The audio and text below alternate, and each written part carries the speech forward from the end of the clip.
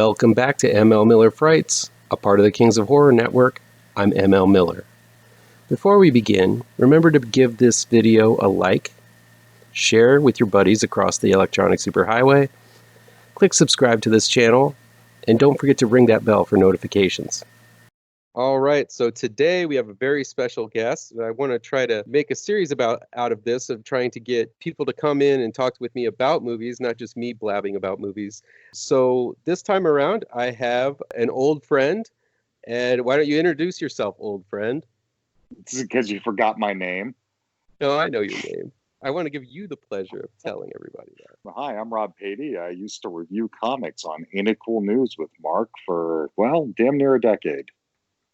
Probably more than that. I mean, it's been. And then I was about 10 years. Yeah, and then we were on a podcast together, and Yeah, I talked to you more than family members most. Yeah. Yeah.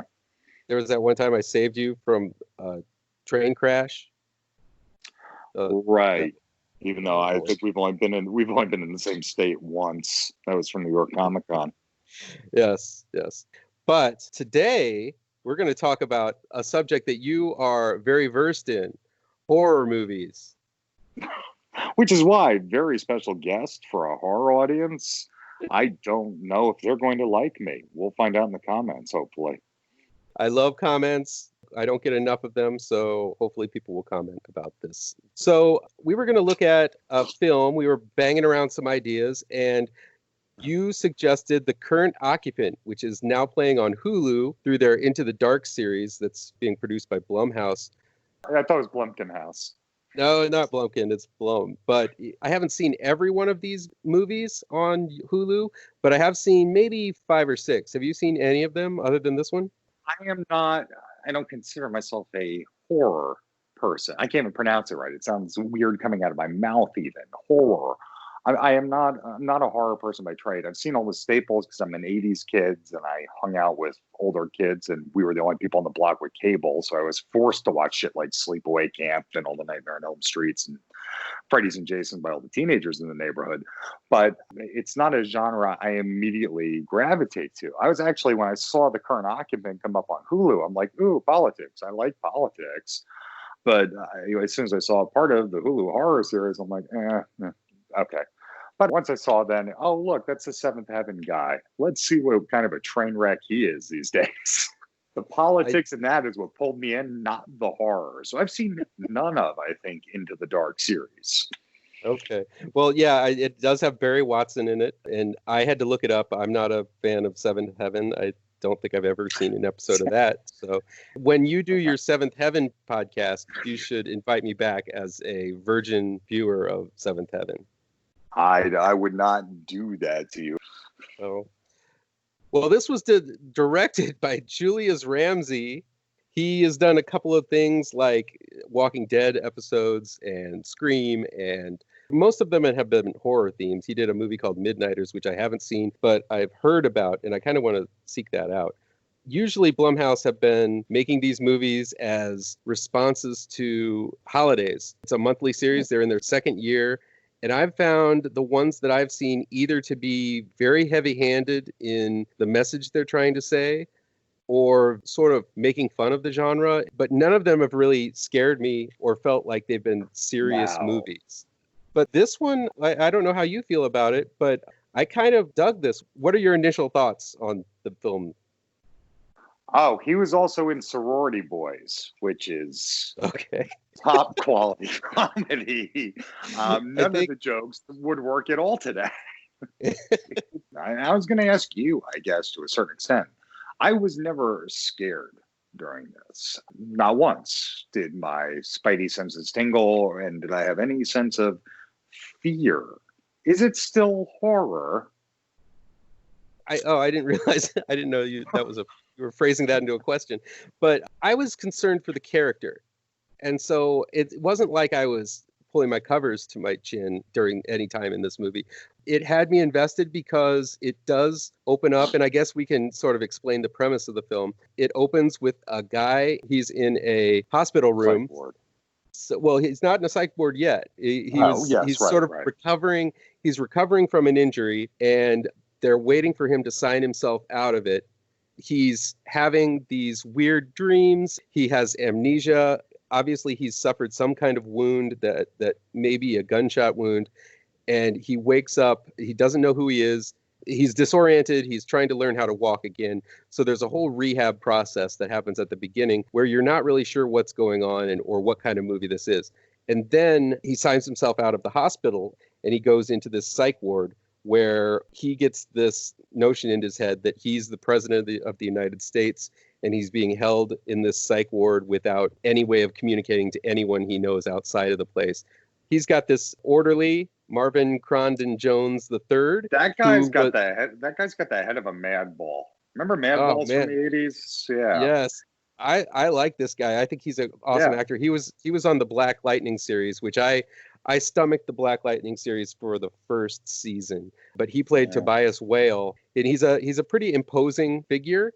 I would love to see like him in a slasher movie or something. Just him being like a serial killer. He's got a face his mother only a mother can love, but he is an awesome dude. I think he was a really commanding presence in this film. He was, yeah. Sometimes you find that though with those freakhead people that they can't carry an entire vehicle by themselves. It's it's sad, but it's the life of a character actor. Their head's just too weird for that much screen time. I think he makes a good villain. I don't know if he could pull off like as the star of something. I've never seen him act past really being like grimacing or just kind of looking threatening, but he does that really well. I could definitely see him being a heavy in a major film, I think. And I think Barry Watson did a great job as the lead. I did not know him prior to this. He had the generic sort of look that I guess he could be president. He's the guy you get when you can't afford Joel McHale. Yeah, or Timothy Olyphant. Anyway, the acting, I think, was done pretty well throughout the whole film. I believed Henry Cameron, who is the character's name, to be in peril. I didn't know if he was the president or if he was just somebody who believed he was the president. I think they did a really good job of jumping back and forth, making you believe one way or another throughout the whole film, and kept that mystery aspect going. The movie was a couple different parts. When he's sick, he's in the hospital bed. I mean, that took a while. That's where it all felt the most real to me. It was when they went into the psychiatric ward, they started to lose a little bit. He starts going through a reconditioning program, right? Before you get to the ultimate question of this, which is where I think you were going, and you don't find that out till about the 3/4 mark. They start to go through this sort of deep conspiracy, this underlocker, this omega-6 protocol thing. And again, that's to get you to believe that, is this guy the president? What's the question they ultimately ask him at the end of all that is, what is more believable, that the president has been committed to a psychiatric ward or that someone in a psychiatric ward thinks that they're president? That's an easy question for me to answer. It's B. Okay. I mean, walk down the street in New York and all the people that should be having some kind of professional psychiatric help that are living on the sidewalk, 4 out of 10 think they're fucking president. That's more fucking plausible. And I think definitely they took so long though to make you as the viewer believe that he might be president that I think they belabored that point too much. I wanted to know more about omega-6, and that would have made me question more at the end as well. Well, I think what they did was they really stretched out that middle part just to make it a movie length. What I was really surprised at with how political everything is today, I was surprised how they kept it very neutral. You never know if this guy is a Republican or a Democrat. Given the temperature of the world, film was made about the president that didn't take a side. I guess if you took a side with that, you would either love him or hate him because of the way everybody's so polarized these days. Oh yeah, go back to what our old podcast used to be on comic books. They did that very wisely for years, and most television has to do that. They genericize the president, and you absolutely have to do that if you don't want to step on your story. Yeah, you can't do a pastiche of whoever's in the office, because that, dates the film immediately. Yeah, definitely. So he did a very good genericized version of the president. I guess they did a very good job avoiding politics at the time because it wasn't real. They didn't address any politics, really. I've always heard there's always the myth story that you hear, especially in the psychiatric field where I came from, where somebody checks in as a student to be evaluated in a hospital for a school project, and then they end up being committed and not being able to get out of there. Unsane came out a couple of months ago where that very thing happened. Someone came in, they answered the wrong question on the questionnaire, and she was wrongly hospitalized. And I believe there was a movie called The Fifth Floor or The Sixth Floor from the 80s that dealt with the same sort of topic of, and just being in a place where you have no control over your own self or anything. You're being told when to go to bed, when to wake up, when to eat, awesome. when to shit. I would love that. I need that structure in my life, so maybe I'll just get myself committed. I've been autonomous for 20 years. Fuck that, man. That sounds. What you just described sounds so much easier. Do they have free Wi-Fi? I mean, if they do, and access to a gym, I think I would definitely go in there. That would be awesome. There doesn't seem a downside here, really. What do you think it was trying to say? Was there a message that you think this thing had? Insanity is inescapable. I guess. It leaves it very open-ended, right? I mean, so that's the question is, that question of, do you believe that the president has gone insane or that an insane man has gone president? It's supposed to leave it as an open-ended. The fact that everything was so dreamy and ethereal, and I know this is not how our government would really work, made me believe very early on that it's an insane man who thinks he's president. Yeah. Okay. But I think they keep it very open-ended. You still don't know. Is he the president? You do, but you don't. But you just never know. I've been known to follow some conspiracies, and I don't think it would be that far for something like that to happen, especially with the way how crazy things are these days. No. You don't think there could be? I understand it would take a little bit more than that. There would probably be some aptitude tests and things like that for him to get out of psych ward. The fact that grungy fucking psych ward where basically you're doing BDSM, bondage, torture to the president below the actual West Wing in Washington, D.C. Yeah. I mean, you're right. It would probably be some like swanky place like at Mar-a-Lago or something like Absolutely. But yes, I think it did take a lot of pages from One Flew Over the Cuckoo's Nest, things like that. I think that there definitely are shades of Manchurian Candidate in here a little bit, as if they were sort of trying to manipulate him to follow a certain set of values. They were saying, like, what's the core aspect of life? He said love at the beginning, but then he said survival. Then they asked him, who would you save? A person you love or 10,000 people? And he had to make that very tough choice. And so they're broad, but I think that they are pointed questions that I think every president should have to think about. Say if Michelle Obama was kidnapped, what would Barack Obama do in that situation if it put 100,000 soldiers in danger to save her? That's why we have drones. That's why we have drones and black ops. I know, yes, for just those situations. But I think it's a good question to have maybe all presidents ask, and that's why they have every first-year philosophy major ask all those same questions. Yes, I mean, this is a very Hollywood glamorized version of the whole thing. But I do think that they communicated their point very well, that all it takes is a couple of dominoes to fall for you to find yourself into a situation where you lack any control of anything in your life. I find that to be the scariest thing that I took away from the film. Yes. The fact that you could have all that taken away from you and there is no help. I think the other thing where I immediately said, okay, it's an insane person. Why is the Secretary of State there? Well, his whole cabinet might have been. I thought everybody was going to be there. That's what I thought, yeah. The guy with the bunny. Yeah.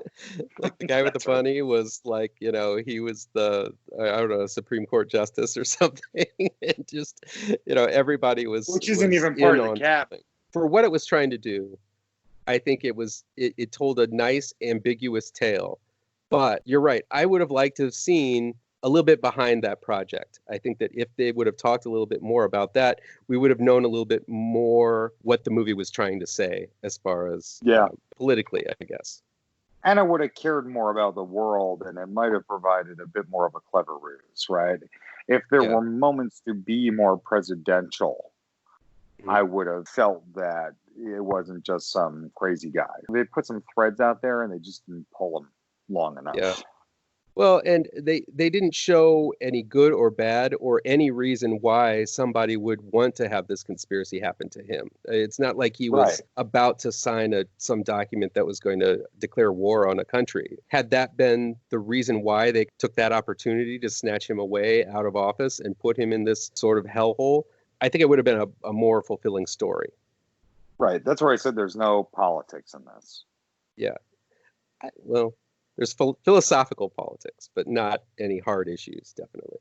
So the big question is this going to make you a huge horror fan and you're going to watch nothing but horror from now on? Right. Now it's changed my life. Can't you tell?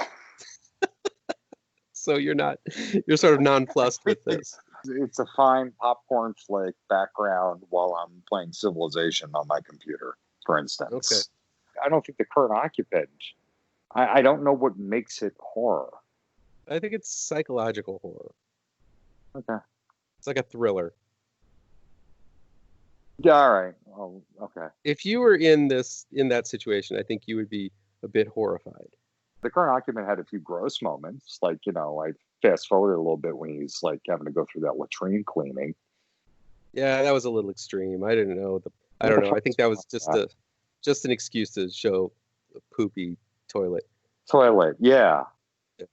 And that's probably where I shun this genre the most, is when they just try to gross me out, when they just try to just hit that base visceral level. And I'm that way with most things. That does remind me, that was an interesting scene where basically the president had staged an escape and he was being punished for trying to escape the whole thing. And the guard made him lick his boot. Was that some kind of symbolic thing to see if he would bow down to some type of pressure once he's been put under pressure by whatever aspect of life? Yeah. And the answer is he did it because he's a fucking crazy guy who thinks he's president. Well, I'm trying to be a glass half full guy and say that I think he might have been a decent president. I don't know. I don't know his stance on on anything. I don't know if he's pro-mask or against mask. I didn't know if he liked Saving Private Ryan or not. I don't know. These are important things. Does he know anything about economics and money?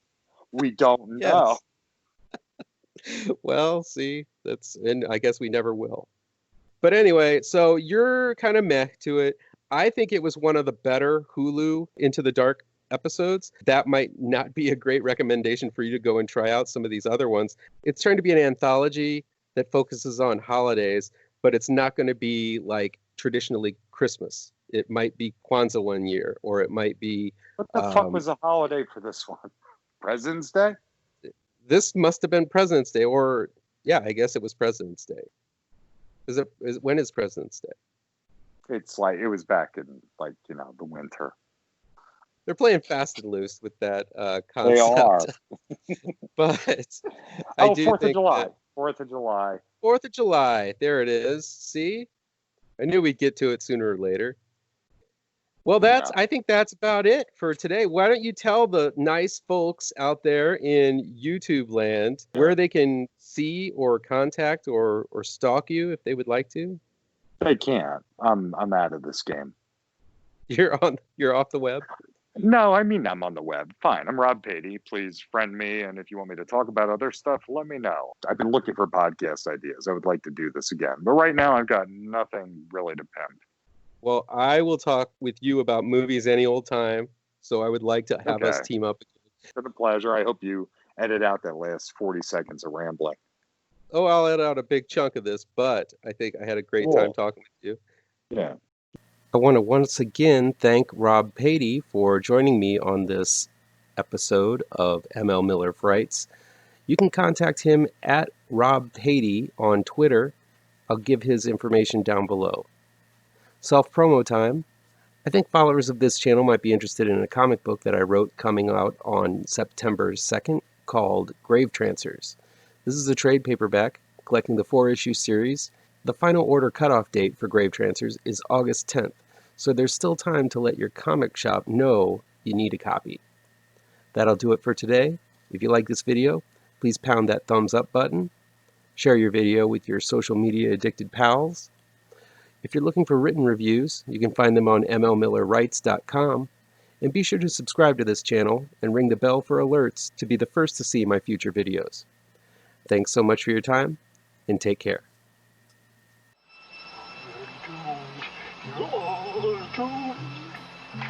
You're doomed